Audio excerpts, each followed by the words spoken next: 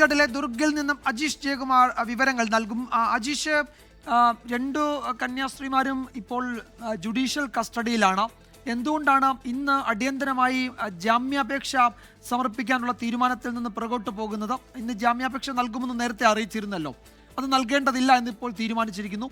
എന്താണ് അതിന് കാരണം? മറ്റു വിവരങ്ങൾ എന്തൊക്കെയാണ് അജീഷ് ദുർഗിൽ നിന്ന് പങ്കുവെക്കാനുള്ളത്?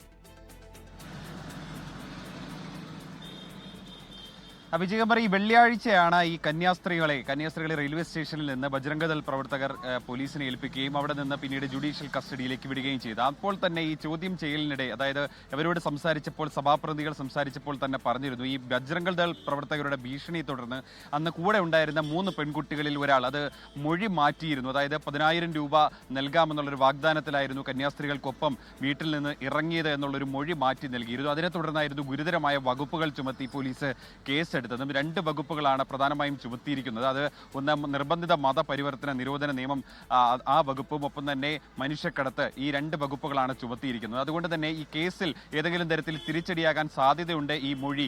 അതുകൊണ്ടാണ് നിലവിൽ ഇനി ആ മാതാപിതാക്കളുടെയും പെൺകുട്ടികളുടെ വീണ്ടും മൊഴിയെടുക്കുമ്പോൾ ആ മൊഴിയുടെ വിശദാംശങ്ങൾ കൂടി പരിശോധിച്ച ശേഷം ജാമ്യാപേക്ഷ നൽകിയാൽ മതി എന്നുള്ളൊരു തീരുമാനത്തിൽ സഭാ പ്രതിനിധികൾ എത്തിയത്. നിലവിൽ ഈ അസീസി സന്യാസ സഭയുടെ പ്രതിനിധിയും ഒപ്പം തന്നെ അഭിഭാഷകരടക്കം ഈ ദുർഗിലുണ്ട്. അവർ ഇവിടെ കന്യാസ്ത്രീകളെ പാർപ്പിച്ചിരിക്കുന്ന ദുർഗ് സെൻട്രൽ ജയിലിലെത്തി വീണ്ടും കൂടിക്കാഴ്ച നടത്തിയിരുന്നു. അതിനുശേഷമാണ് അവർ പുറത്തിറങ്ങി നമ്മളോട് സംസാരിച്ചപ്പോൾ ഇന്ന് ജാമ്യാപേക്ഷ നൽകേണ്ട എന്നൊരു തീരുമാനത്തിലെത്തിയത്. ആ മൊഴി വിവരങ്ങൾ പരിശോധിച്ച ശേഷം മാത്രം നൽകിയാൽ മതി എന്നുള്ളൊരു തീരുമാനത്തിൽ ആണ് ഇവർ നിലവിൽ എത്തിയിരിക്കുന്നത്.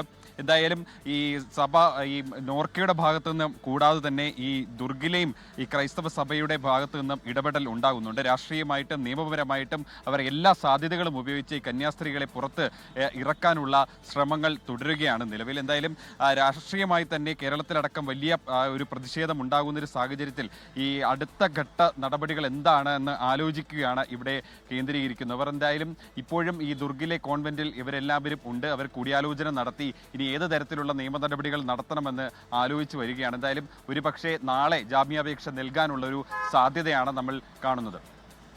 യെസ്, ദുർഗിൽ നിന്നാണ് അജീഷ് ജയകുമാർ വിവരങ്ങൾ നൽകിയത്.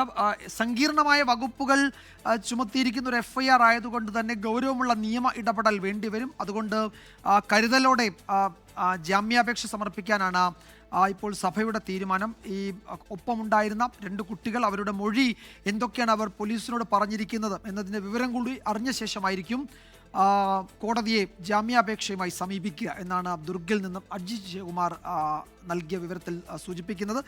ലോകത്തെവിടെയായാലും ഏത് സമയത്തും 24 വാർത്തകളും ഓഗ്മെന്റഡ് റിയാലിറ്റി പാക്കേജുകളും എക്സ്പ്ലെയിനറുകളും വിശദമായി കാണാൻ ഞങ്ങളുടെ YouTube ചാനൽ നിങ്ങൾക്ക് സബ്സ്ക്രൈബ് ചെയ്യാം.